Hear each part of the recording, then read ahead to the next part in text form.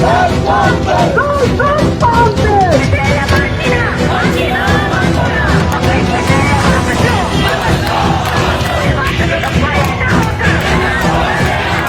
हावड़ा के फीलखाना में हजारों की संख्या में लोग कृषि कानून के खिलाफ मशाल लेकर सड़कों पर उतरे। इस विरोध रैली का आयोजन स्थानीय सामाजिक कार्यकर्ता मुसर्रत खानम और उनकी टीम ने किया, जिसमें सैकड़ों सिख समुदाय के लोग भी शामिल हुए। ये विशाल मशाल रैली फीलखाना से होता हुआ हावड़ा एसी मार्केट होकर वापस अपने गंतव्य तक पहुंचा। रैली में मंजीत सिंह, सोरेन सिंह, नौशीन बाबा खान, मोहम्मद इमरान, सकलैन हैदर, मंसूर कादरी समेत सैकड़ों की संख्या में लोग केंद्रीय सरकार के खिलाफ नारा लगाते देखे गए। जैसा कि आप सब जानते हैं कि कृषि बिल के खिलाफ दिल्ली हरियाणा बॉर्डर पर लाखों की संख्या में किसान धरने पर है, इस बिल के खिलाफ मुजाहरा कर रहे हैं। इसी पस मंजर में हावड़ा के फीलखाना इलाके में भी हजारों की संख्या में लोग इस बिल के खिलाफ विरोध कर रहे हैं। आप देख सकते हैं हजारों की संख्या में लोग इस बिल के खिलाफ मुजाहरा कर रहे हैं और इनका एक ही मांग है और वो मांग ये है कि इस बिल को वापस लिया जाए। इनका साफ कहना है कि मोदी सरकार का ये बिल उन्हें किसी भी कीमत पर मंजूर नहीं है। और सबसे अहम बात कि इस एहतजाजी जुलूस में, इस विरोध रैली में, मशाल रैली में अनेक संख्या में सिख संप्रदाय के लोग भी हैं और इनका साफ ये कहना है कि ये जो लोग इस बिल के खिलाफ विरोध कर रहे हैं, जो पंजाब हरियाणा के जो लाखों की संख्या में जो किसान इस बिल के खिलाफ विरोध कर रहे हैं, उनका समर्थन में यहाँ पर है। तो यहाँ पर कुछ ऐसे लोग हैं, उनसे बात करेंगे और उनकी क्या मांगे हैं वो हम जानते हैं। सर, आप लोग क्यों इस बिल के खिलाफ विरोध कर रहे हैं? क्या मांग है आपका? हम लोग का जो विरोध पूरे भारतवर्ष के किसानों का विरोध है और आस्ते आस्ते ये देख रहे हैं पूरे भारतवर्ष के लोगों का विरोध शुरू हो गया। उनको पता है कि अगर ये कॉरपोरेट घराने टोटल कंट्रोल करेंगे कृषि के ऊपर में, वो तो मरेंगे ही, किसान तो मरेंगे ही, किसान के साथ हिंदुस्तान की आवाम भी मरेगी। क्यों? वो अपनी मर्जी से रेट सेट करेंगे, अपनी मर्जी से वो लोग स्टॉक करना शुरू करेंगे। जो हमारे देश में प्राइवेट व्यापारी कोई 100 क्विंटल से ज़्यादा नहीं रख सकता था, अब ये लाखों क्विंटल अपने गोडाउनों में रखने की इनको छूट दे दी है इस गवर्नमेंट ने। जो लोग इस बिल का विरोध कर रहे हैं उन्हें एंटी नेशनल बोला जा रहा है, क्या कहिएगा? देखिए, ये तो बीजेपी का पुराना हथियार है। जो इनके सामने भी इनका विरोध करता है वो या तो आतंकवादी होता है, या देश विरोधी होता है, या वो राष्ट्र विरोधी होता है। कोई नई बात नहीं है, ये इनकी जो है पुरानी आदत है। हम एक और शख्स से बात करेंगे। बोला जा रहा है इस बिल के इसके पीछे जो लोग हैं वो लोग खालिस्तानी हैं, क्या कहिएगा जो लोग विरोध कर रहे हैं? अभी तो हमें सरदार को खालिस्तानी बोलते, जब बॉर्डरों में हमारे बेटे या कोई शहीदियां बढ़ते हैं, हमारे भाई लोग जब शहीदी देते तब तो खालिस्तानी नहीं बोलते हैं। जब लंगर लगाते हैं, जब लंगर लगाया जाता है तब वो खालिस्तानी। लॉकडाउन 4 महीने 5 महीने किसानों ने पूरा लंगर लगाया, सिखों ने लगाया, तब उनको खालिस्तानी बोला नहीं जाता।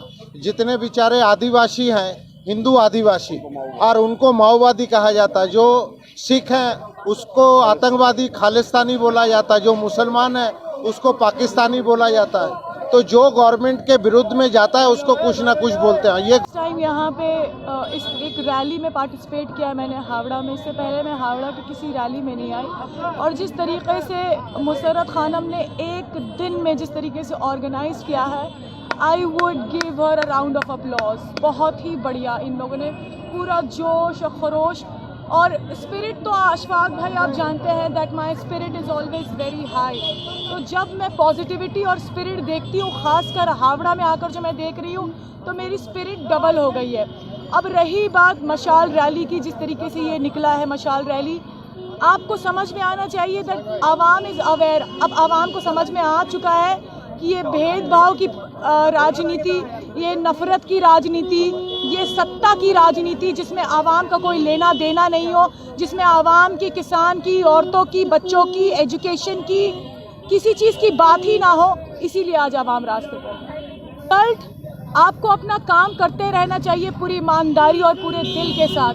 मैं ये मानती हूँ रिजल्ट आएगा ज़रूर और पॉजिटिव आएगा, ये मेरा भरोसा है, और आखिरी टाइम तक लड़ती रहूँगी, क्योंकि ये हक की लड़ाई है। आप बिना लड़े हार नहीं मान सकते हैं। अगर आप बिना लड़े हार मानते हैं तो आप बुज़दिल हैं, मैं बुज़दिल नहीं हूँ। एब्सोल्युटली मैं यहाँ पे कन्फेस करना चाहूँगी कि मैं एक ऐसा कोलैबोरेशन देखना चाहती थी ये एक चीज़ बहुत पॉजिटिव आया है। शाहीन बाग में ये चीज़ हुआ था, लंगर लगाए थे सिख भाइयों ने और अपने अपने फ्लैट्स बेच दिए थे। और आज किसान के मुद्दे पे जिस तरीके से हिजाब पहनकर औरतें आ रही हैं, मुस्लिम भाई सामने आ रहे हैं, तो ये क्या हो गया, ये समझ में आ गया है कि ये हिंदू मुसलमान तो बस बोलते हैं, लेकिन इनके मुद्दे ऐसे रहते हैं कि मरता सिर्फ गरीब, मजदूर, किसान और शिकार सिर्फ इंसान होता है। तो इस बार आप इंसानों के जो आदमखोर बन चुके हैं ना, आपको अब रास्ता दिखाना है। इसमें ख्याल कैसे आया?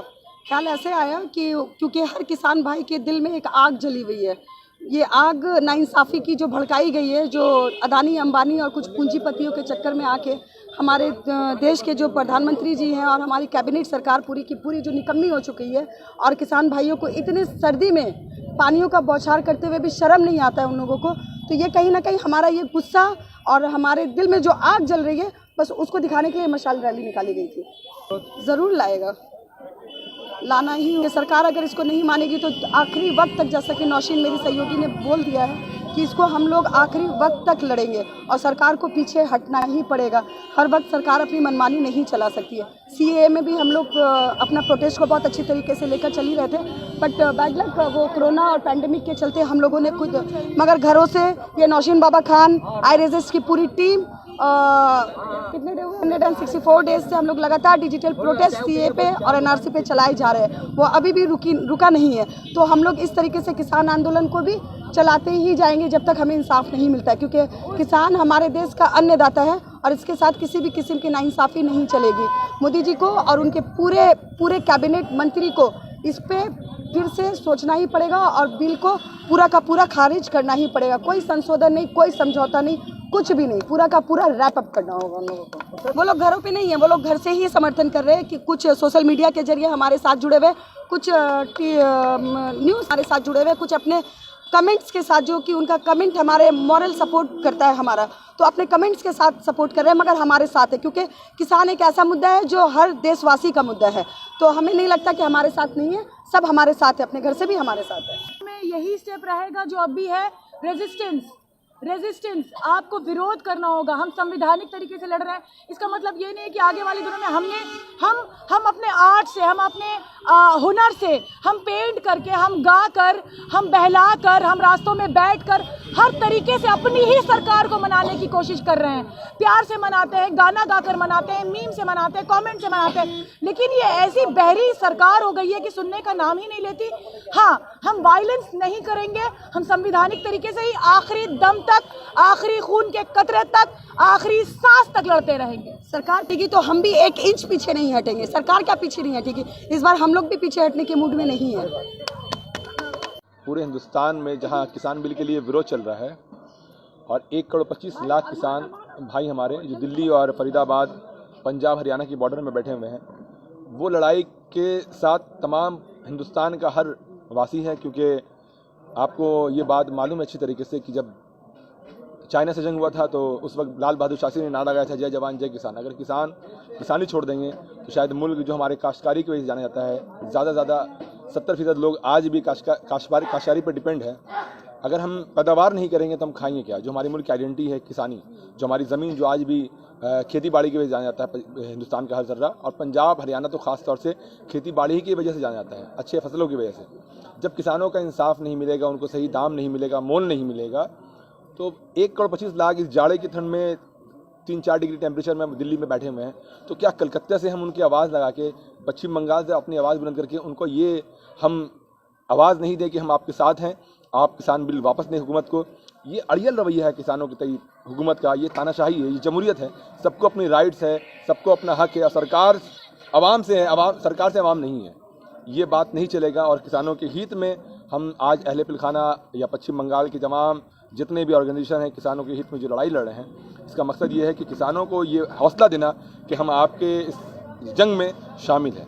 उसको हमेशा डर ये रहता है कि हमारी कुर्सी चली जाएगी।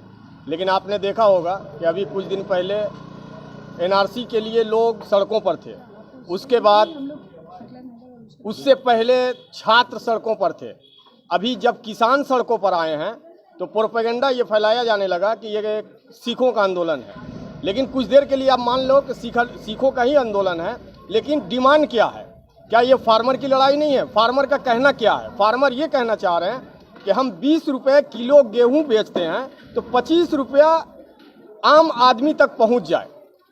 आपस में यानी कि जो बीच का बिचौलिया अपना मार्का अंबानी अडानी लगा करके 150 रुपया में ना बेच पाए, इसी के लिए किसान जो विरोध कर रहे हैं, आज उसी किसान के समर्थन में हम लोगों ने मशाल रैली निकाली।